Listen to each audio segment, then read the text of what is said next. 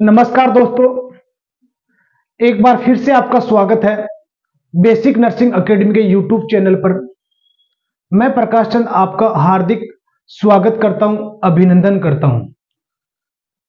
मेरा पहला target basic introduction about anatomy and physiology का एक अगला स्टेप जो है, आज एक बहुत ही इंपॉर्टेंट टॉपिक अपन डिस्कस करने जा रहे हैं, होम्योस्टेसिस।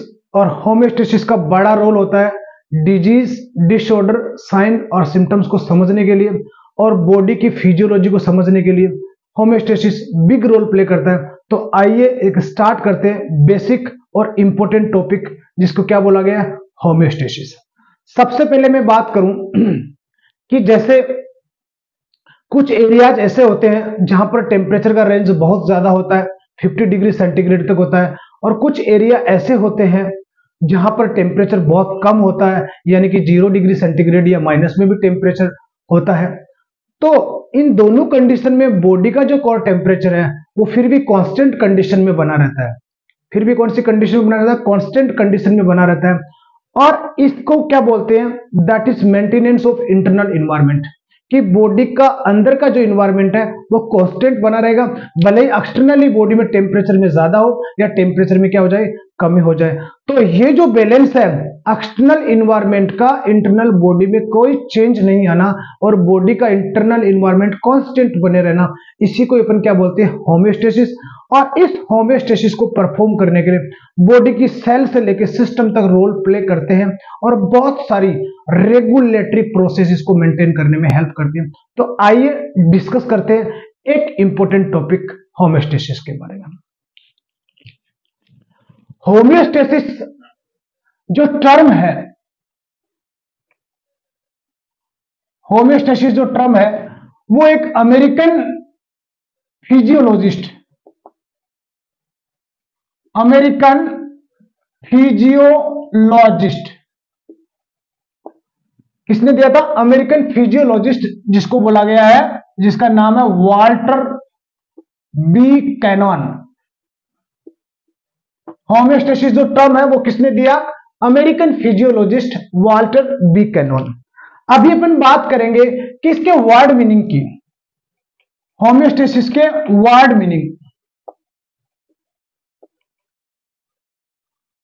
मैं पहले भी बोल चुका हूं कि एनाटॉमी फिजियोलॉजी के अंदर आपको टर्म्स की मीनिंग पता होनी चाहिए, डेफिनेशन और उसका इंट्रोडक्शन बहुत ज्यादा आसान हो जाएगा। वर्ड मीनिंग की बात करते हैं तो होम्योस्टेसिस दो वर्ड से मिलकर बना है। कितने वर्ड से मिलकर बना है? दो वर्ड से मिलकर बना है। और जो पहला वर्ड है होम्यो, फर्स्ट वर्ड कौन सा है? होम्यो। फर्स्ट वर्ड क्या क्या बोला गया? होम्यो। और सेकंड वर्ड है स्टेसिस। सेकंड कौन सा वर्ड है? स्टेसिस। अब इन दोनों की बात करते हैं अपन कि होम्यो का मीनिंग क्या है और स्टेसिस का मीनिंग क्या है। होम्यो का बहुत ही सिंपल मीनिंग है सेम। होम्यो का मीनिंग क्या है? सेम। और स्टेसिस का मीनिंग एक अच्छी टर्म्स में स्टैंडिंग स्टिल। स्टेसिस को क्या बोला गया? स्टैंडिंग स्टिल बोला गया, या इसको ऐसा बोल सकते हैं एक स्टेट है, या बोले इसको एक कंडीशन है। क्या है? एक कंडीशन है। एक क्या है? कंडीशन। तो होम्यो मीन्स सेम है, स्टेसिस का मीनिंग है स्टैंडिंग स्टिल है, स्टेट है, कंडीशन है, एक स्थिति है। तो सेम कंडीशन, सेम स्टेट और सेम, जिसको सम स्थिति अपन बोल सकते हैं, वो बना रहता है। किसका? ये जो कंडीशन है किसका बना रहता है? That is for internal environment. किसके लिए है? Internal environment. ये किसके लिए है? यानी कि इंटरनल इन्वायरमेंट का सेम कंडीशन बना रहता है, एक्सटर्नल इन्वायरमेंट का उसके ऊपर कोई प्रभाव नहीं पड़ता है। इसी को अपन क्या बोलते हैं? होम्योस्टेसिस बोलते हैं। तो homeostasis derived from two word, homeo means same, stasis का मीनिंग स्टैंडिंग स्टिल या स्टेट है, एक कंडीशन है। एक सेम कंडीशन बनी रहती है, और सेम कंडीशन किसकी बनी रहती है? इंटरनल इन्वायरमेंट की। और इस इंटरनल इन्वायरमेंट की कांस्टेंट कंडीशन, कांस्टेंट कंडीशन बनी रहती है। और ये कांस्टेंट कंडीशन किसमें हेल्प करती है? Optimum function of body cells. Optimum, जिसको बोला गया maximum function of body cells या सिस्टम ऑर्गन जो भी है।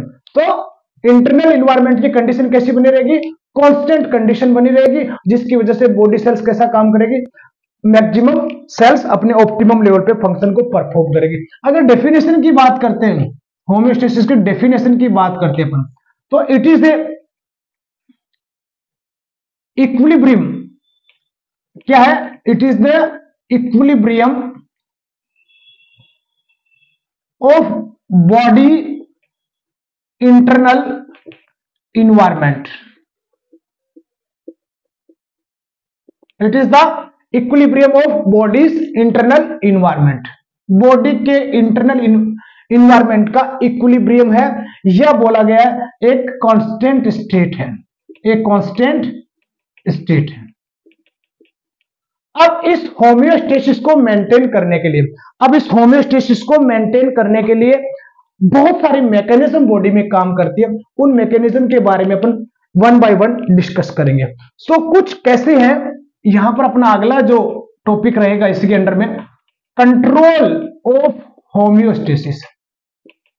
होम्योस्टेसिस क्या रहेगा, कंट्रोल ऑफ होम्योस्टेसिस। आप धीरे धीरे सुनते जाइए और समझते जाइए, बहुत आसान टॉपिक है और आगे चल के बहुत इसका यूटिलाइजेशन होगा। अगर कंट्रोल ऑफ होम्योस्टेसिस की बात करते हैं तो पहला जो कंट्रोल में रोल प्ले करता है वो है फीडबैक सिस्टम। क्या बोला है उसको, फीडबैक सिस्टम। इसके बाद में सेकंड जो रोल प्ले कर रहा है यहां पर टू बॉडी सिस्टम्स, स्पेशली बाकी सारी बॉडी और हर सेल रोल प्ले करती है, लेकिन इंपॉर्टेंट जो रोल प्ले करते हैं वो कौन करता है, दो बॉडी सिस्टम रोल प्ले करते हैं। और तीसरा इंपॉर्टेंट रोल प्ले कौन करता है, body fluids. Third important role play कौन करता है, बॉडी फ्लूइड्स। तो बहुत इंपॉर्टेंट है। कंट्रोल ऑफ होम्योस्टेसिस की बात करते हैं तो फर्स्ट कौन कंट्रोल करता है, फीडबैक सिस्टम कंट्रोल करता है। इसके अलावा दो इंपॉर्टेंट बॉडी के सिस्टम है, मैं बाद में इसके बारे में डिस्कस करेंगे, वैसे नर्वस सिस्टम और एंडोक्राइन सिस्टम है। इसके अलावा बॉडी फ्लूइड्स का भी बड़ा रोल होता है, क्योंकि बॉडी फ्लूइड क्या कहलाता है, इंटरनल इन्वायरमेंट कहलाता है स्पेशली, ये भी अपन बाद में बात करेंगे। तो फीडबैक सिस्टम, ये फीडबैक सिस्टम, इस फीडबैक सिस्टम को समझने से पहले अपन को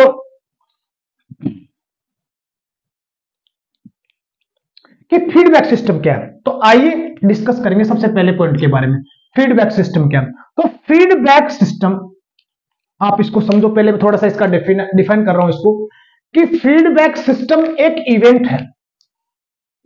किसका इवेंट है, साइकिल्स का क्या है, event. Feedback system it is the event of cycles that continuously monitor,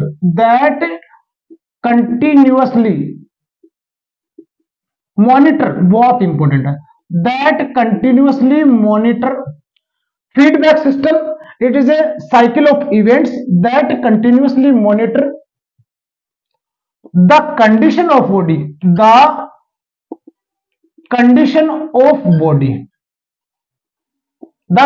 of body. So feedback system, it is a cycle of events that continuously monitor the condition of body,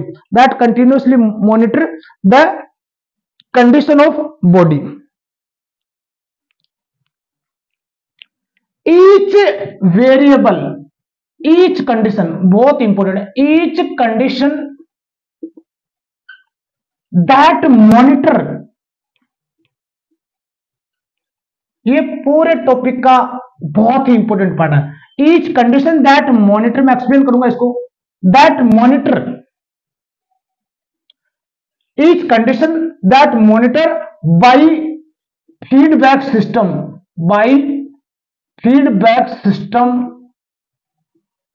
called controlled condition। अब इसको मैं समझाऊंगा, बहुत important है। यहां तक clear हो गया word meaning, homeostasis, internal environment को एक इक्विलिब्रियम बना के रखना, ये क्या कहलाएगा, आपका होम्योस्टेसिस कहलाएगा। होम्योस्टेसिस को कंट्रोल करने के लिए तीन इंपॉर्टेंट पार्ट है। फर्स्ट है फीडबैक सिस्टम है, सेकंड है दो बॉडी इंपॉर्टेंट सिस्टम जो है वो रोल प्ले करते हैं, और थर्ड पार्ट कौन सा है, बॉडी फ्लूइड्स। ये अपन बाद में बात करेंगे। तो सबसे इंपॉर्टेंट है फीडबैक सिस्टम, जो किसको मॉनिटर करता है, होम्योस्टेसिस को। फीडबैक सिस्टम की बात करते हैं तो फीडबैक सिस्टम का मीनिंग है कि ये एक इवेंट्स है, इवेंट्स का साइकिल है। क्या है? इवेंट्स का साइकिल है जो कंटिन्यूसली क्या करता रहता है, बॉडी की कंडीशन को मॉनिटर कर रहा है। फॉर एग्जांपल टेम्परेचर में अगर चेंज आ रहा है तो मॉनिटर किया जा रहा है, बीपी में अगर चेंज आ रहा है तो मॉनिटर किया जा रहा है, रेस्पिरेशन में चेंज आ रहा है तो मॉनिटर किया जा रहा है। तो ये सारे काम कौन करता है? Feedback system. तो फीडबैक सिस्टम साइकिल्स का एक इवेंट है जो कंटिन्यूसली क्या करता है, बॉडी की कंडीशन को क्या करता है, असेस करता रहता है, मॉनिटर करता रहता है। और ईच कंडीशन, और वो हर कंडीशन जो किसके द्वारा मॉनिटर की जा रही है, बाय द फीडबैक सिस्टम। और ये बहुत इंपॉर्टेंट है, इस टॉपिक में बार बार ये वर्ड आएगा। जो मॉनिटर किया जा रहा है, जो फीडबैक सिस्टम के द्वारा जो कंडीशन मॉनिटर की जा रही है, उस कंडीशन को अपन क्या बोलते हैं, कंट्रोल्ड कंडीशन। अभी मैं एग्जांपल से सारी चीजें समझ में आ जाएगा। इसके एग्जांपल क्या है कंट्रोल्ड कंडीशन के? फर्स्ट है ब्लड प्रेशर, नेक्स्ट है पीएच, नेक्स्ट है electrolyte levels, electrolyte level, next क्या है, इलेक्ट्रोलाइट लेवल। तो बहुत इंपॉर्टेंट है यहां पर feedback system. It is the events cycle that continuously, जो रेगुलरली क्या करता रहता है, बॉडी को मॉनिटर करता रहता है। और बॉडी को मॉनिटर करने वाली जो फीडबैक सिस्टम, जो कंडीशन जो फीडबैक सिस्टम के द्वारा मॉनिटर की जा रही है, उन कंडीशन को अपन क्या बोलते हैं, कंट्रोल्ड कंडीशन। यानी कि बीपी हो गया, पीएच हो गया, इलेक्ट्रोलाइट्स का लेवल हो गया, ये सब किसके एग्जांपल है, कंट्रोल्ड कंडीशन के। एक दूसरा टर्म भी इसमें बहुत बार आएगा कि ये जो तीन मैंने एग्जांपल बताए आपको, बीपी, पीएच, इलेक्ट्रोलाइट्स लेवल, ये सारी की सारी कंट्रोल्ड कंडीशन है। अगर इनमें चेंजेस किए जाते हैं, इनमें अगर चेंजेस आता है, इनमें अगर वेरिएशन आता है, तो ये जो चेंजेस लाने वाला कोज, जो चेंजेस लाने वाला कोज है या इटियोलॉजी है या पॉजिटिव फैक्टर है, उसको बोलते हैं स्टिमुलस। उस कोज को क्या बोलते हैं, स्टिमुलस। बस यहां से टॉपिक अपना बहुत आसान हो जाएगा कि फीडबैक सिस्टम क्या है, साइकिल्स का इवेंट्स है। कंट्रोल्ड कंडीशन में जो चेंज करते हैं, जो पॉजिटिव एजेंट चेंज करते हैं, उसको अपन क्या बोलते हैं, स्टिमुलस बोलते हैं। तो जब भी मैं बोलूं कंट्रोल कंडीशन, बीपी पीएच आपके माइंड में आना चाहिए। और स्टिमुलस क्या है, इन नॉर्मल जो कंट्रोल कंडीशन में क्या प्रोड्यूस करता है, चेंजेस पैदा करता है, उसको अपन क्या बोलते हैं, स्टिमुलस। तो फीडबैक सिस्टम, अभी अपन आगे इसकी बात करेंगे। नाम से पता चल रहा है फीडबैक। फीडबैक मीन्स जो चेंज आ रहा है, जो चेंज आ रहा है उसका क्या किया जा रहा है, बैलेंस, या क्या बोल सकते हैं, मेंटेनेंस, या क्या बोल सकते हैं, मेंटेनेंस। तो फीडबैक वापस बैक फीड करना, डिक्रीज हुआ है उसको वापस क्या किया गया, इंक्रीज किया, दैट इज फीडिंग। इंक्रीज हो गया उसको क्या किया गया, डिक्रीज किया गया, that is called feeding. So back, वापस फीडबैक करना, सो बैलेंस करना, मेंटेन करना, ये किसका मीनिंग हो गया, फीडबैक सिस्टम का मीनिंग हो गया। तो यहां पर अपना फीडबैक फर्स्ट पार्ट हो गया, साइकिल हो गया, इवेंट्स का कंट्रोल कंडीशन में जो भी चेंजेस आ रहे हैं उसको अपने क्या बोल दिया, स्टिमुलाई बोल दिया। अब इस फीडबैक सिस्टम को मेंटेन करने के लिए तीन इंपॉर्टेंट पार्ट हैं जो रोल प्ले करते हैं इसके मेंटेनेंस के लिए। तो उसको अपन बोलेंगे component, component of feedback system, of feedback system है। क्या है, component of feedback system. First component है रिसेप्टर, दूसरा कंपोनेंट है कंट्रोल सेंटर, सेकंड क्या है, कंट्रोल सेंटर, और थर्ड क्या है, इफेक्टर, और थर्ड क्या है, इफेक्ट। बहुत इंपॉर्टेंट है, मैं सिंपल लैंग्वेज में आपको समझा रहा हूं कि कंपोनेंट ऑफ फीडबैक सिस्टम तीन कंपोनेंट है, रिसेप्टर है, कंट्रोल सेंटर है, और इसके अलावा क्या है, इफेक्टर। कंट्रोल सेंटर और इफेक्टर, ये लीजिए कंट्रोल सेंटर और क्या है, इफेक्टर। अब मैं बात करता हूं कि जैसे ही टेम्परेचर ज्यादा हुआ, टच किया गया है, पिन को प्रिक किया गया है, तो यहां पर जैसे थर्मो रिसेप्टर्स होते हैं, वो किसको लेके जा रहे हैं, टेम्परेचर को। तो हर बॉडी स्ट्रक्चर, हर बॉडी स्ट्रक्चर,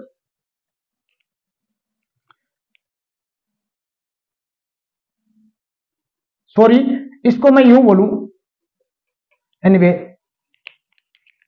इसको समझने के लिए यहां से कंपोनेंट ऑफ फीडबैक सिस्टम,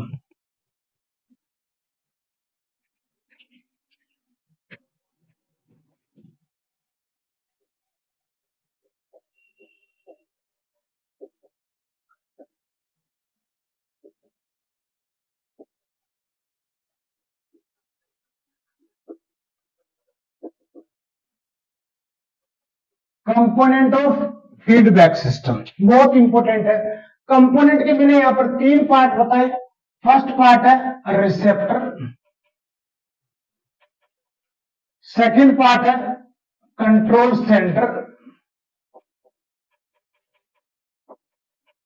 और थर्ड पार्ट है इफेक्टर। थर्ड कौन सा पार्ट है? Effectors. One by one upon discuss करेंगे कि रिसेप्टर क्या होता है। रिसेप्टर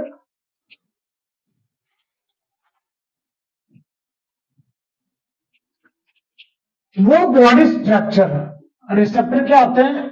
वो बॉडी स्ट्रक्चर, वो बॉडी स्ट्रक्चर मैंने अभी बोला था जो कंट्रोल कंडीशन में, कंट्रोल कंडीशन, बहुत सारी कंडीशन है लेकिन वही एग्जांपल मैं आपको समझाने के लिए बीपी और पीएच का दे रहा हूं हर बार।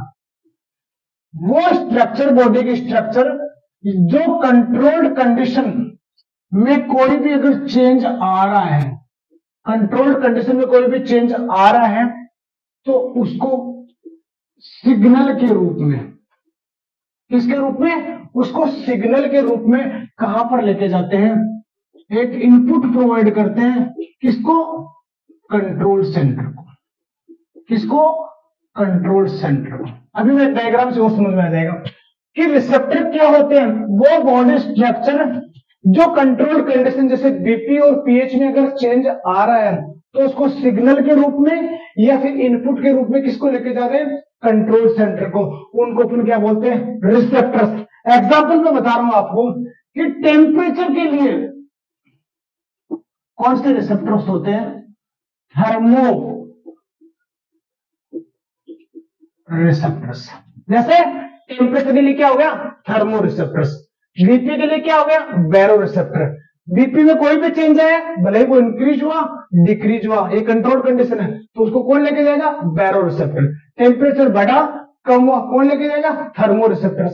तो रिसेप्टर्स क्या हो गए? ये वो बॉडी स्ट्रक्चर है जो कंट्रोल कंडीशन में कोई भी चेंज अगर आ रहा है तो सिग्नल के रूप में इनपुट किसको प्रोवाइड करते हैं? कंट्रोल सेंटर को। एग्जांपल क्या है? टेम्परेचर के लिए कौन से रिसेप्टर्स होते हैं? Thermo receptors. दूसरा इंपोर्टेंट है यहां पर कंट्रोल सेंटर।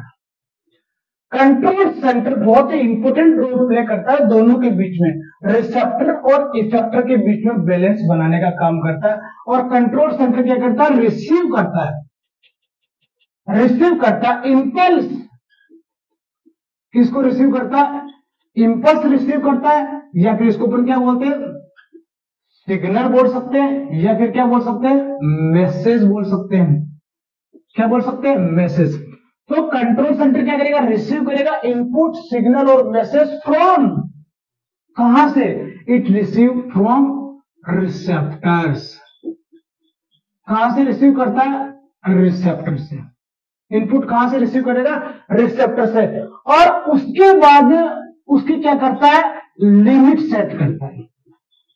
लिमिट सेट करने का मीनिंग कितने रेंज तक उसको मेंटेन करना है, जिसको अपन बोल सकते हैं narrow limits. In between narrow limits बहुत इंपॉर्टेंट है। सो कंट्रोल सेंटर ने क्या किया? ये रिसीव किया क्या? इंपल्स, सिग्नल और मैसेज। कहां से? From receptors. कहां से रिसीव किया? From receptors. और एक लिमिट सेट करेगा। लिमिट सेट करने के बाद में प्रोवाइड करेगा आउटपुट। वो किसके रूप में? सिग्नल हो सकता है, मैसेज हो सकता है और इंपल्स हो सकता है, नर्व इंपल्स हो सकता है। सिग्नल, मैसेज और नर्व इंपल्स हो सकता है। और ये आउटपुट किसका जाएगा? इफेक्टर को। किसको जाएगा? इफेक्टर को। ये आउटपुट किसको चला जाएगा? इफेक्टर को। तो बहुत इंपॉर्टेंट है। रिसेप्टर हो गया, कंट्रोल सेंटर हो गया, और इसके बाद तीसरा इंपॉर्टेंट है इफेक्टर। बहुत इंपॉर्टेंट, ध्यान से सुना। बॉडी का हर स्ट्रक्चर किसकी तरह काम करेगा? इफेक्टर की तरह। किसकी तरह काम करेगा? इफेक्टर की तरह काम करेगा। इफेक्टर क्या करता है? इफेक्टर करता है रिसीव इंपल्स इफेक्ट क्या करेगा, receive impulse from control centre, control centre impulse कहां से रिसीव कर रहा है, कंट्रोल सेंटर से। वही कौन सी फॉर्म में हो सकती है, मैसेज किस रूप में हो सकता है, सिग्नल्स के रूप में हो सकता है, नर्व इंपल्स के रूप में हो सकता है, हॉर्मोन्स के रूप में हो सकता है, और केमिकल मैसेंजर के रूप में हो सकता है। हार्मोन्स हो सकते हैं, केमिकल्स हो सकते हैं, इंपल्स हो सकती है, ये सब के सब। तो बॉडी स्ट्रक्चर क्या करता है, हर बॉडी स्ट्रक्चर किसकी तरह काम करेगा, इफेक्टर ऑर्गन की तरह। सारे के सारे ऑर्गन इफेक्टर पार्ट है जो ब्रेन से या कंट्रोल सेंटर से क्या होते हैं, कंट्रोल होते हैं। तो हर इफेक्टर रिसीव करेगा इंपल्स फ्रॉम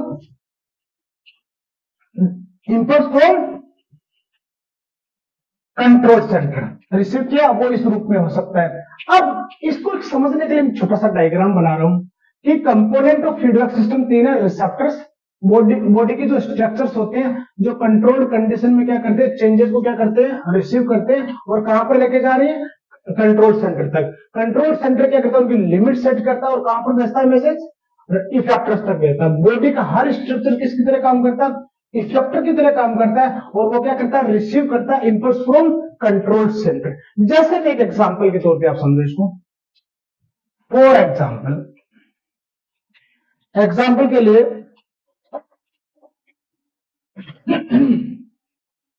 अगर ब्लड प्रेशर में चेंज आया, किसमें चेंज आया, बीपी में अगर चेंज आता है, अगर ब्लड प्रेशर में चेंज आता है, तो ये जो वेरिएशन है, ये जो चेंज है, वेरिएशन है, भले ही वो क्या हुआ हो, इंक्रीज हुआ हो, भले ही वो क्या हो, डिक्रीज हुआ हो। सो ये वेरिएशन किसमें है, it is in the controlled condition. ये वेरिएशन किसमें है, कंट्रोल्ड कंडीशन में। और ये किसके द्वारा रिसीव हुआ, बैरो बैरो रिसेप्टर्स। इसको किसने रिसीव किया, बैरो रिसेप्टर्स ने। बीपी में चेंज आया, किसने रिसीव किया, बैरो रिसेप्टर। तो ये तो क्या हो गया, बैरो रिसेप्टर्स हो गए। अभी एक्सप्लेन करेंगे बैरो रिसेप्टर क्या होते हैं, कहां पर लोकेटेड होते हैं। सो वेरिएशन है बैरो रिसेप्टर, ये रिसेप्टर पार्ट हो गया। अब बैरो रिसेप्टर्स क्या करेंगे, इंपल्स, सेम ये वाला, बैरो रिसेप्टर्स क्या करेंगे, इंपल्स सेंड करेंगे, किसको, ब्रेन को। किसको सेंड करेंगे, ब्रेन को। ये लो, ब्रेन, किसको सेंड किया, ब्रेन को। और ब्रेन को क्या बोला गया, कंट्रोल सेंटर। ब्रेन को क्या बोला गया, कंट्रोल सेंटर। तो बीपी में चेंज है, वेरिएशन है, भले वो इंक्रीज हो डिक्रीज हो, उसको किसने रिसीव किया, बैरो रिसेप्टर्स ने। तो बैरो रिसेप्टर्स क्या हो गए, रिसेप्टर्स हो गए। बैरो रिसेप्टर ने इंपल्स जनरेट किया, सेंड किया किसको, ब्रेन को, और ब्रेन क्या हो गया, कंट्रोल सेंटर। और ये इनपुट ब्रेन ने फिर क्या किया, इसकी लिमिट सेट की, लिमिट सेट करके क्या भेजा, यहां पर एक आउटपुट भेजा। क्या भेजा, आउटपुट। और आउटपुट किसको गया, हार्ट को। किसको गया, हार्ट को। आउटपुट किसको गया, हार्ट को। और हार्ट ने क्या किया, हार्ट रेट को या तो इंक्रीज किया या डिक्रीज किया, डिपेंड करेगा कि वेरिएशन कौन सा आया। तो हार्ट यहां पर क्या कहलाएगा, इफेक्टर ऑर्गन। क्या कहलाएगा, इफेक्टर ऑर्गन। तो बहुत इंपॉर्टेंट है, जो भी कंट्रोल कंडीशन में वेरिएशन आते हैं, जो भी कंट्रोल कंडीशन में वेरिएशन आते हैं, उनको रिसीव करने का काम कौन करता है, रिसेप्टर्स। उनको रिसीव कौन करता है, रिसेप्टर्स। और वो रिसेप्टर्स किसको मैसेज सेंड करते हैं, कंट्रोल सेंटर को। एग्जांपल हो गया ब्रेन। और बॉडी का हर सिस्टम के ऑर्गन किसकी तरह काम करता है, इफेक्टर की तरह काम करता है। और ये हार्ट क्या हो गया, इफेक्टर। तो यहां पर मोस्टली मैं बोलूं ब्रेन, यहां पर हार्ट, और यहां पर बैरो रिसेप्टर्स। तो ये तो receptor, that is control centre, और दैट इज इफेक्टर। तो ये बहुत इंपॉर्टेंट था कंपोनेंट ऑफ फीडबैक को समझने के लिए। आगे चल के दोनों चीजें समझने में तुमको बहुत ज्यादा आसानी हो जाएगी।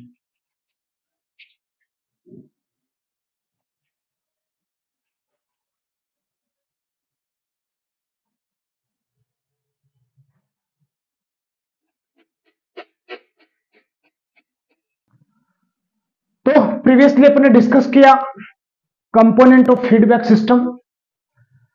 कंपोनेंट में 3 पार्ट अपने डिस्कस किए थे। रिसेप्टर्स हैं जो वेरिएबल में चेंजेस को क्या करते हैं, रिसीव करते हैं। दूसरा जो पार्ट है कंट्रोल सेंटर है जो इंपल्स रिसीव करता है रिसेप्टर से। और तीसरा पार्ट था कंपोनेंट में इफेक्टर्स। तो 3 कंपोनेंट, रिसेप्टर, कंट्रोल सेंटर और इफेक्टर, ये तीनों मिलके किस तरीके से होम्योस्टेसिस को मेंटेन करने में हेल्प करते हैं। तो आइए बात करते हैं टाइप्स ऑफ फीडबैक सिस्टम की। फीडबैक सिस्टम मुख्यतः 2 प्रकार का होता है, एक पॉजिटिव फीडबैक सिस्टम है, दूसरा नेगेटिव फीडबैक सिस्टम है। ये ऑलरेडी अपन बात कर चुके हैं कि फीडबैक सिस्टम क्या है, एक साइकिल है, इवेंट्स का क्या है, साइकिल है, जो रेगुलरली किसको मॉनिटर करता रहता है, कंट्रोल्ड कंडीशन को क्या करता रहता है, मॉनिटर करता रहता है, और उसमें नेसेसरी क्या करते रहते हैं, चेंजेस करता रहता है। उसी को अपन ने क्या बोला, फीडबैक सिस्टम बोला गया। अब ये 2 प्रकार से है, पॉजिटिव और नेगेटिव। क्यों पॉजिटिव बोला गया और क्यों नेगेटिव बोला गया, तो आइए बात करते हैं सबसे पहले अपन नेगेटिव फीडबैक सिस्टम की। तो नेगेटिव फीडबैक सिस्टम को समझने के लिए ये फ्लो चार्ट अपन एक बार देखते हैं सिंपल लैंग्वेज में, कि जैसे कोई भी स्टिमुलाई या कोई भी कॉज या कोई भी इटियोलॉजी जिसने क्या किया, होम्योस्टेसिस में चेंजेस किया, जिसने क्या किया, होम्योस्टेसिस में चेंजेस किया। होम्योस्टेसिस में चेंजेस किसी भी रीजन से हो सकता है, इंजरी हो सकता है, डिजीज कंडीशन हो सकता है, कोई भी इम्बैलेंस का कारण हो सकता है। जैसे क्या चेंज किया स्टिमुलस ने चेंज किया इंक्रीज ब्लड प्रेशर। स्टिमुलस ने क्या किया, इंक्रीज ब्लड प्रेशर। अब ब्लड प्रेशर जैसे ही इंक्रीज हुआ, तो बैरो रिसेप्टर एक्टिवेट हुए। तो कौन एक्टिवेट हुआ, बैरो रिसेप्टर्स एक्टिवेट हुए। और बैरो रिसेप्टर किसके लिए रेस्पॉन्सिबल है, रिसेप्शन ऑफ इंक्रीज और डिक्रीज ब्लड प्रेशर। और ये बैरो रिसेप्टर कहां पर लोकेटेड होते हैं, मोस्टली ब्लड वेसल्स में। और ब्लड वेसल्स में इनकी मेन साइट क्या है, एरोटिक आर्च और कैरोटिड बॉडीज। ये अपन बाद में बात करेंगे, लेकिन अभी इतना ध्यान रखो कि ब्लड प्रेशर जैसे इंक्रीज हुआ किसने रिसीव किया, बैरो रिसेप्टर्स ने रिसीव किया। और बैरो रिसेप्टर्स ने क्या किया, एक सिग्नल बनाया, एक नर्व इंपल्स बनाई, एक इनपुट प्रोवाइड किया। और वो इनपुट किसको दिया, यहां पर कंट्रोल सेंटर को। वो इनपुट किसको दे दिया, कंट्रोल सेंटर को। अब ये जो इंपल्स आया इंक्रीज बीपी का, रिसेप्टर ने इंक्रीज बीपी को देखा, तो ये ब्रेन ने इसको क्या किया, इंटरप्ट किया और ये असेस किया कि ब्लड प्रेशर क्या हुआ है, इंक्रीज हुआ है, बीपी क्या हुआ है, इंक्रीज हुआ। तो यहां पर नेसेसरी एक्शन चेंज करने के लिए ब्रेन ने क्या किया, एक नर्व इंपल्स जनरेट किया, एक आउटपुट का फॉर्मेशन किया। और आउटपुट कहां पर भेजा, इफेक्टर ऑर्गन को। कहां पर भेजा, इफेक्टर ऑर्गन। और इफेक्टर ऑर्गन यहां पर क्या रहेगा, हार्ट रहेगा। और हार्ट में क्या चेंज आएगा, हार्ट रेट क्या हो जाएगी, डिक्रीज करेगा। हार्ट रेट क्या होगी, डिक्रीज होगी। और जैसे ही हार्ट रेट डिक्रीज होगी तो वो क्या कॉज करेगा, ब्लड प्रेशर को भी क्या कर देगा, कम कर देगा। वो बीपी को भी क्या कर देगा, कम कर देगा। और इसकी वजह से जो बीपी इंक्रीज हुआ है वो क्या हो जाएगा, अब कम हो जाए, जो इंक्रीज हुआ है वो यहां पर क्या हो जाएगा, डिक्रीज हो जाएगा। यहां पर क्या हो जाएगा, डिक्रीज हो जाएगा। यानी कि वापस रिटर्न किस पे लेके आ गए, होम्योस्टेसिस पे। इंक्रीज ब्लड प्रेशर से स्टार्ट हुआ था और बीपी क्या हो गया, डिक्रीज हो गया। तो फीडबैक सिस्टम का डेफिनेशन अपने यही बोला था कि इवेंट्स का साइकिल है, इवेंट्स का क्या है, साइकिल है, जो क्या करता रहता है, यहां पर मॉनिटर किया गया, यहां पर इवॉल्वेट किया गया, और यहां पर क्या किया गया, चेंज किया गया। यहां पर क्या किया गया, चेंज किया गया। और किसमें चेंज किया गया, ब्लड प्रेशर में। और बीपी वापस कैसा आ गया, रिटर्न टू नॉर्मल। अब यहां पर नेगेटिव फीडबैक सिस्टम का डेफिनेशन अपन बात करेंगे। Negative feedback system, negative feedback system क्या है, जो बीपी कंट्रोल कंडीशन में इंक्रीज हुआ था वो अभी यहां पर क्या हो गया, डिक्रीज हो गया। इट इज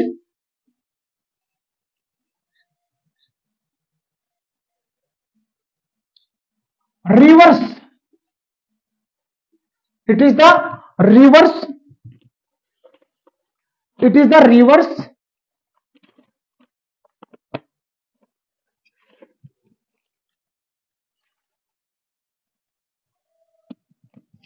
बहुत इंपॉर्टेंट है। तो नेगेटिव फीडबैक सिस्टम का डेफिनेशन क्या हो गया, it is the reverse, it is the reverse change in controlled condition,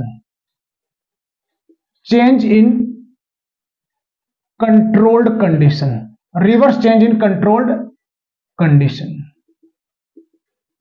फिर से एक बार समझा रहा हूं कि बीपी बढ़ा हुआ था, इन साइकिल्स की वजह से वापस बीपी क्या हो गया, कम हो गया। तो ये क्या होता है, इंक्रीज बीपी था, यहाँ पर डिक्रीज है। सो ओरिजिनल जो कंट्रोल कंडीशन कहती है इंक्रीज बीपी की थी, वो कैसी हो गई, अब डिक्रीज हो गया। So it is the reverse. इस रिवर्स की वजह से इसको क्या बोला गया, that's why it is called negative feedback system. इसलिए इसको क्या बोला गया, नेगेटिव फीडबैक सिस्टम। इसको बोल दिया गया नेगेटिव फीडबैक सिस्टम। तो सिंपल मीनिंग है नेगेटिव का मींस जो ओरिजिनल कंट्रोल कंडीशन थी उसमें क्या कर दिया गया, अपोजिट उसके चेंज किया गया, इसलिए इसको क्या बोल दिया, रिवर्स। दूसरा अपन इंपोर्टेंट बात करते हैं पॉजिटिव फीडबैक सिस्टम की। इसके अपोजिट है, यहां पर क्या किया था, जो कंट्रोल्ड कंडीशन है उसको क्या किया गया था, उल्टा किया गया था, अपोजिट किया गया था, रिवर्स किया गया था। यहां पर कंट्रोल्ड कंडीशन, फिर एक्सप्लेन करें, कंट्रोल्ड कंडीशन को क्या किया जाएगा, स्ट्रेंथ या अनहेंस किया जाएगा, या क्या किया जाएगा, अनहेंस किया जाएगा। कंट्रोल्ड कंडीशन को क्या किया जाएगा, अनहेंस किया जाएगा। एक बार समझो, इसको बहुत आसान हो जाएगा कि नेगेटिव फीडबैक सिस्टम में जो कंट्रोल्ड कंडीशन उसके रिवर्स यहां पर चेंजेस आएंगे, लेकिन पॉजिटिव फीडबैक सिस्टम में जो कंडीशन अराइज हुई है जिसकी वजह से कंट्रोल कंडीशन में चेंजेस आए, उसको और ज्यादा अनहेंस किया जाएगा, और ज्यादा क्या किया जाएगा, स्ट्रेंथ दिया जाएगा। एग्जांपल है इसका, contraction of uterus, sorry contraction the wall of uterus, ये क्या करेगा, force the baby head in cervix. जब भी यूट्राइन कॉन्ट्रैक्शन होगा बेबी की डिलीवरी के टाइम पे, तो वो हेड को कहां पर डिस्टेंड करेगा, कॉन्ट्रैक्शन सर्विक्स में डिस्टेंड करेगा। तो सर्विक्स में डिस्टेंड जैसे ही होगा तो सर्विक्स की वॉल क्या होगी, स्ट्रीच होगी, सर्विक्स की वॉल क्या होगी, स्ट्रीच होगी। तो ये यहां पर कंट्रोल्ड कंडीशन होगी, stretching of cervix wall, stretching of cervix wall. अब क्या करता है, रिसेप्टर्स, जो स्ट्रीच रिसेप्टर्स प्रेजेंट होते हैं सर्विक्स की वॉल में, वो क्या करते हैं, एक नर्व इंपल्स जनरेट करते हैं, एक सिग्नल जनरेट करते हैं, और सिग्नल को कहां भेजेंगे, वो कंट्रोल सेंटर को। सिग्नल को कहां पर भेजेंगे, कंट्रोल सेंटर को। अब कंट्रोल सेंटर जो इनपुट आया है, जो स्ट्रीच रिसेप्टर से जो इनपुट आया, उसको क्या करेगा, इंटरप्ट करेगा, और इंटरप्ट करके आउटपुट के तौर पे किसको रिलीज करेगा, ऑक्सीटोसिन हार्मोन। किसको रिलीज करेगा, ऑक्सीटोसिन हार्मोन। और ये ऑक्सीटोसिन हार्मोन कहां पर जाएगा, इफेक्टर ऑर्गन। और ऑक्सीटोसिन कहां पर काम करता है, यूट्राइन वॉल पे। तो इफेक्टर पे ऑक्सीटोसिन इफेक्टर पे काम करेगा, और ये क्या करेगा, मसल्स इन यूट्राइन वॉल को और ज्यादा फोर्सफुली क्या करेगा, कॉन्ट्रैक्शन करेगा। ऑक्सीटोसिन और ज्यादा क्या करेगा, कॉन्ट्रैक्शन करेगा, और ज्यादा कॉन्ट्रैक्शन होगा तो सर्विक्स की वॉल और ज्यादा क्या हो जाएगी, स्ट्रीच हो जाएगी। सर्विक्स की वॉल और ज्यादा क्या हो जाएगी, स्ट्रीच। तो ऑलरेडी स्ट्रीचिंग था, अभी और ज्यादा क्या हो रहा है, स्ट्रीच। और ज्यादा क्या हो रहा है, कॉन्ट्रैक्शन हो रहे हैं। तो यहां पर कॉन्ट्रैक्शन और ज्यादा क्या हो जाएगा, फोर्सफुली हो जाएगा, और ज्यादा क्या रिलीज होगा, ऑक्सीटोसिन, और मोर ऑक्सीटोसिन रिलीज होगा। तो ये क्या हुआ, यहां पर स्ट्रीचिंग और ऑक्सीटोसिन रिलीज हो रहा था, लेकिन यहां पर उसी एक्टिविटी को और ज्यादा इंक्रीज, मोर स्ट्रीचिंग हो रहा है सर्विक्स का, और साथ में ऑक्सीटोसिन भी क्या हो रहा है, मोर रिलीज हो रहा है। तो यहां पर जो ओरिजिनल या फिर जो कंट्रोल कंडीशन थी उसकी एक्टिविटी को क्या किया जा रहा है, एनहांस किया जा रहा है, उसको और ज्यादा सपोर्ट किया जा रहा है, और इस सपोर्ट की वजह से इसको क्या बोला गया, पॉजिटिव फीडबैक सिस्टम। और ये तब तक स्टॉप नहीं होगी जब तक उसको एक्सटर्नल फैक्टर सपोर्ट नहीं करे, जब तक उसको एक्सटर्नल फैक्टर सपोर्ट नहीं करे। जैसे बेबी का डिलीवरी होते ही ये साइकिल क्या हो जाएगा, स्टॉप हो जाएगा, ये साइकिल क्या हो जाएगा, स्टॉप हो जाएगा। तो मैं एक बार फिर से समराइज कर रहा हूं, negative feedback system, it is the reverse change in controlled condition, it is the reverse change in controlled condition. जो कंट्रोल्ड कंडीशन उसमें अपोजिट उसके चेंज किया जाएगा। पॉजिटिव फीडबैक सिस्टम क्या, it enhance the control condition, इस strength the control condition. ये control condition को और ज्यादा क्या करता है, बढ़ाता है, इसलिए इसको पॉजिटिव बोला गया। ये इसका अपोजिट करता है, कम है तो ज्यादा करता है, और ज्यादा तो क्या करेगा, कम करता है, इसलिए इसको क्या बोला गया, नेगेटिव फीडबैक सिस्टम बोला गया। पॉजिटिव फीडबैक सिस्टम तब तक इंटरप्ट नहीं होता, तब तक स्टॉप नहीं होता जब तक इसको एक्सटर्नल फैक्टर सपोर्ट नहीं करे। तो यहां पर जब तक बेबी का डिलीवरी नहीं होगा तब तक कॉन्ट्रैक्शन और ज्यादा स्ट्रॉन्ग और फोर्सफुली और ज्यादा ऑक्सीटोसिन बॉडी से क्या होता रहेगा, रिलीज होता रहेगा। That is called positive feedback system. तो एक बार फिर से समरी, कंपोनेंट है फीडबैक सिस्टम के, 3 कंपोनेंट है, रिसेप्टर है, कंट्रोल सेंटर है, और इफेक्टर है। रिसेप्टर, कंट्रोल सेंटर और effector. Types of feedback system, positive feedback system और नेगेटिव फीडबैक सिस्टम। बहुत इंपॉर्टेंट लाइन में यहां पर बोलने जा रहा हूं। बॉडी के सारे सिस्टम नेगेटिव फीडबैक सिस्टम पे काम करते हैं, कुछ को छोड़ के। और जो पॉजिटिव फीडबैक सिस्टम है वो है delivery of baby, breast milk production और ब्लड क्लॉटिंग मैकेनिज्म। ये 3 कौन से हैं, that is example of positive feedback system. ये पॉजिटिव फीडबैक सिस्टम के क्या एग्जांपल्स हैं। अगर पॉजिटिव फीडबैक सिस्टम को इंटरप्ट नहीं किया गया, उसमें चेंजेस नहीं किया गया, तो that may be life threatening, that may be life threatening. और इन दोनों का मेन काम क्या है, जो कंट्रोल्ड कंडीशन है, फीडबैक सिस्टम का डेफिनेशन बता रहा हूं, जो कंट्रोल्ड कंडीशन है उसको नैरो लिमिट्स में क्या करना है, मेंटेन करना। तो फीडबैक सिस्टम का क्या डेफिनेशन हो गया, कंट्रोल्ड कंडीशन, कंट्रोल्ड कंडीशन को लिमिट्स में क्या करना है, मेंटेन करना, लिमिट्स में क्या करना है। So feedback system it is the event cycle है जो रेगुलरली मॉनिटर, इवैल्यूएट, ये सब करके कंट्रोल कंडीशन क्या करता है, लिमिट करता है। तो ये दोनों काम किसका हो गया, types of feedback system, component of feedback system. तो अभी तक अपन ने बात किया था कंट्रोल ऑफ होमियोस्टेसिस। होमियोस्टेसिस को कंट्रोल करने के लिए मैंने 3 इंपॉर्टेंट पार्ट बताए थे। फर्स्ट है फीडबैक सिस्टम, सेकंड कुछ बॉडी सिस्टम इसको मेंटेन करने में बड़ा रोल प्ले करते हैं, और थर्ड है बॉडी फ्लूइड्स। तो फीडबैक सिस्टम मैंने कंप्लीट कर दिया, इसका शॉर्टली समरी मैं आपको बता रहा हूं। फीडबैक सिस्टम एक इवेंट्स का साइकिल है, इवेंट्स का क्या है, साइकिल है। फीडबैक सिस्टम क्या है, एक इवेंट्स का साइकिल है जो कंटिन्यूअसली क्या करता है, कंटिन्यूअसली, जो कंटिन्यूअसली क्या करता है, मॉनिटर,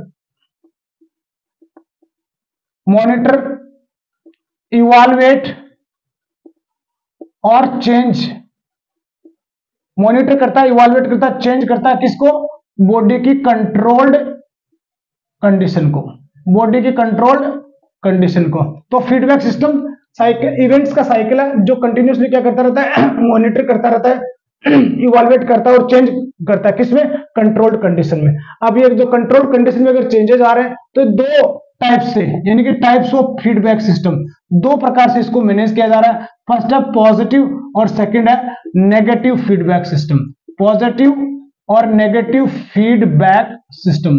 सेकंड कौन सा है, पॉजिटिव और नेगेटिव फीडबैक सिस्टम। अब जो पॉजिटिव फीडबैक सिस्टम है उसको पॉजिटिव फीडबैक सिस्टम क्यों बोला गया है, पॉजिटिव फीडबैक सिस्टम इसलिए बोला गया है क्योंकि ये क्या करता है, it strength, it provide strength और enhance to change in controlled condition, controlled condition, यानी कि जो कंट्रोल्ड कंडीशन है उसमें क्या करता है, उसको एनहांस करता है, उसको सपोर्ट करता है, उसको स्ट्रेंथ देता है, इसलिए इसको क्या बोला गया, positive feedback system. Negative feedback system क्या करता है, नेगेटिव फीडबैक का मीनिंग है कि it, negative feedback system reverse A change in control condition, reverse A change in controlled condition, reverse A change in controlled condition,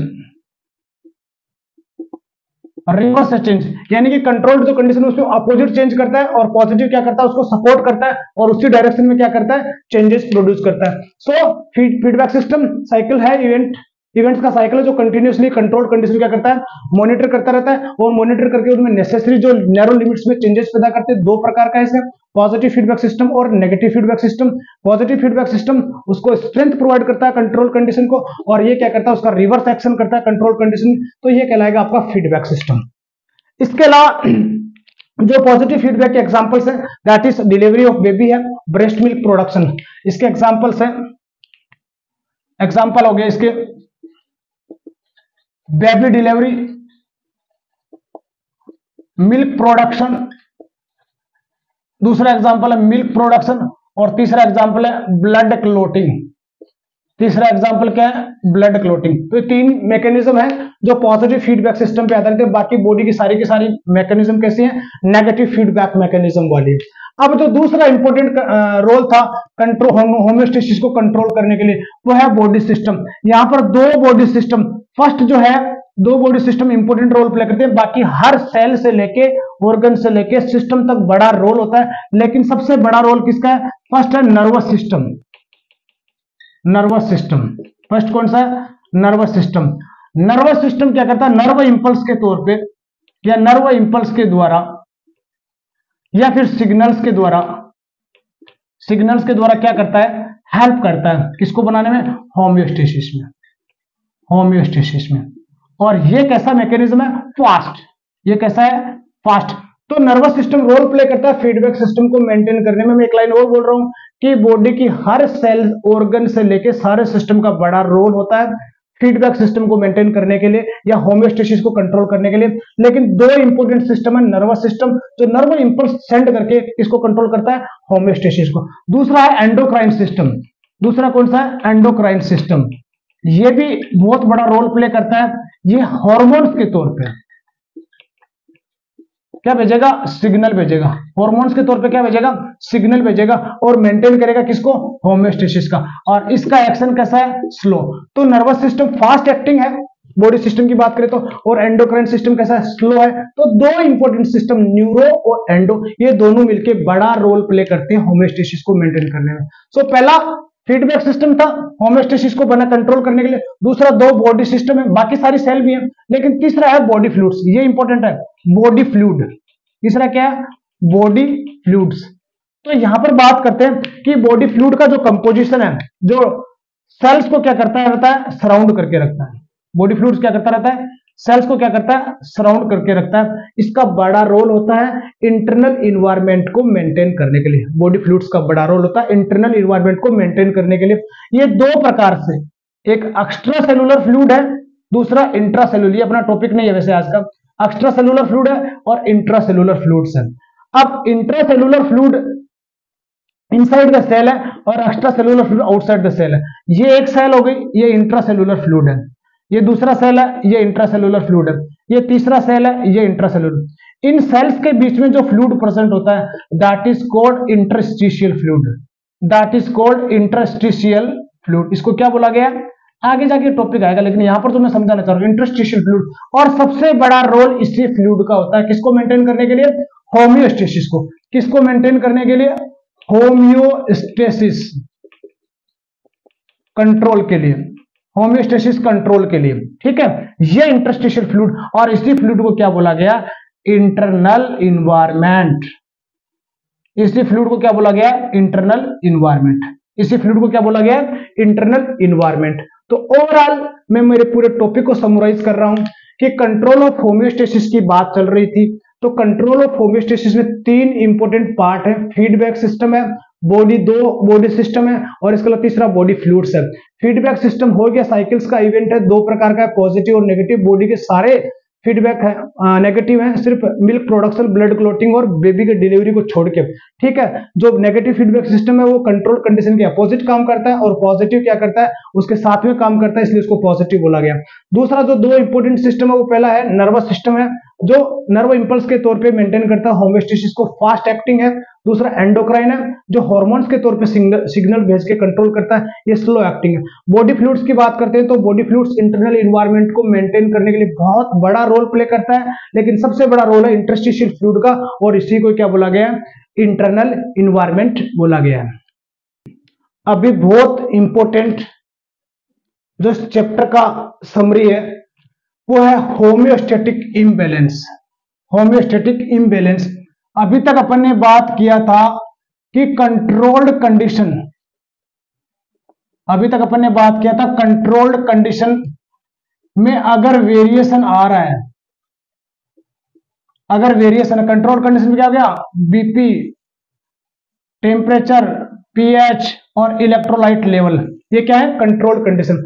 अगर controlled condition में variation आ रहा है और ये वेरिएशन नैरो लिमिट्स में मेंटेन किया जा रहा है, जो नैरो लिमिट्स, जो स्टैंडर्ड लिमिट है इनकी, उनके बीच में मेंटेन किया जा रहा है। जैसे टेम्परेचर की बात करते हैं 98 डिग्री सेंटीग्रेड है, और बीपी की बात करते हैं 120/80 है, पीएच 7.4 है। अगर इस नैरो लिमिट में इसको मेंटेन किया जा रहा है, नैरो लिमिट में इसको कंट्रोल्ड कंडीशन को अगर मेंटेन किया जा रहा है, तो क्लाइंट कैसा रहेगा? हेल्दी। तो क्लाइंट कैसा रहेगा? हेल्दी रहेगा। अगर इस कंट्रोल्ड कंडीशन के चेंज, बहुत इंपॉर्टेंट है, इस कंट्रोल्ड कंडीशन के चेंज, इस कंट्रोल्ड कंडीशन के चेंज सीवियर बोल सकते हैं अपन, या बहुत ज्यादा एबनॉर्मल बोल सकते हैं, over and above normal limits बोल सकते हैं, लिमिट बोल सकते हैं। सो ये चेंजेस, अगर कंट्रोल कंडीशन के चेंजेस, बीपी में बहुत ज्यादा चेंज आ रहा है, टेम्परेचर में बहुत ज्यादा चेंज आ रहा है, पीएच में बहुत ज्यादा चेंज आ रहा है, तो ये इस कंडीशन क्या पैदा करेगा? अगर नैरो लिमिट्स में है तो हेल्थी है, अगर इसका लिमिट्स एबनॉर्मल है तो इसको अपन क्या बोलेंगे? That is called disease, that is called disease, और that is called disorders, that is called. तो डिसऑर्डर और डिजीज क्या कर सकता है? प्रोड्यूस कर सकता है, वो डिजीज और डिसऑर्डर प्रोड्यूस कर सकता है। अगर वो डिजीज, बहुत इंपॉर्टेंट है, एक पर्टिकुलर पार्ट को प्रभावित कर रही है, अगर वो डिजीज एक पर्टिकुलर पार्ट को प्रभावित कर रही है तो that is called local disease, इसको क्या बोलेंगे? लोकल। और पूरे सिस्टम और बॉडी को अगर पूरी को प्रभावित कर रही है दैट इज कॉल्ड सिस्टेमिक, इसको क्या बोलेंगे? सिस्टेमिक, दैट इज कॉल्ड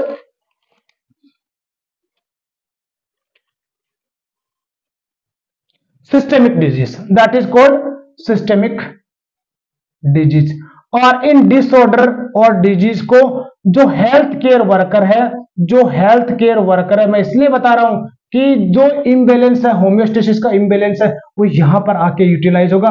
तो हेल्थ केयर वर्कर इनको साइन और सिम्टम, हेल्थ केयर वर्कर क्या करेगा? साइन और सिम्टम्स के द्वारा, क्या क्या होते हैं अपन बाद में बात करेंगे, इनको क्या करेगा? पेशेंट को असेस करने का काम करेगा। तो ओवरऑल मैं बोलूं कि फिजियोलॉजी के तौर पे होम्योस्टेसिस का बड़ा रोल है। होम्योस्टेसिस को मेंटेन करने के लिए अगर उनमें चेंजेस आ रहे हैं, अबनॉर्मल चेंजेस आ रहे हैं, तो क्या पैदा हो सकता है? डिजीज और डिसऑर्डर पैदा हो सकता है। इन दोनों का डिफरेंस मैं ऑलरेडी बात कर चुका हूं, फिर भी मैं बता देता हूं, ये माइंड में चेंज है, इसके एग्जैक्ट कोज नहीं होते, इंटरनल कोज ज्यादा होते हैं, इसके स्पेसिफिक कोज होते हैं, स्पेसिफिक ट्रीटमेंट होता है और स्पेसिफिक सेट्स होता है किसका? साइन और सिम्टम्स का, इसलिए इसको क्या बोल दिया गया? डिजीज बोला गया। तो ये सब ऑल अबाउट था होम्योस्टेटिक इम्बैलेंस के बारे में। मैं एक बार फिर से लास्ट में मात्र और मात्र 1 मिनट में पूरे टॉपिक को समरी कर रहा हूं। होम्योस्टेसिस ये बॉडी के इंटरनल इन्वायरमेंट की कंडीशन को मेंटेन करना है, कांस्टेंट बैलेंस बना के रखना है, जिसकी वजह से बॉडी के सेल्स क्या कर सकते हैं? ऑप्टिमली फंक्शन कर सकते हैं। कंट्रोल ऑफ होम्योस्टेसिस, कंट्रोल की पार्ट है, फर्स्ट है फीडबैक सिस्टम, सेकंड है बॉडी सिस्टम, और थर्ड है बॉडी फ्लूइड। थर्ड क्या है? Body fluid. ये समझने के लिए फीडबैक सिस्टम 2 प्रकार का है, पॉजिटिव है, सेकंड कौन सा है? नेगेटिव है।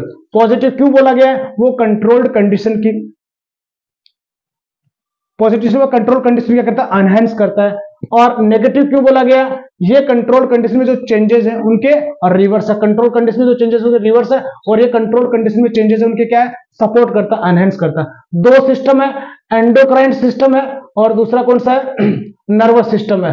ये भी बड़ा रोल प्ले करते हैं। बाकी बॉडी की हर सेल और हर ऑर्गन का क्या होता है? होम्योस्टेसिस बैलेंस करने में रोल होता है।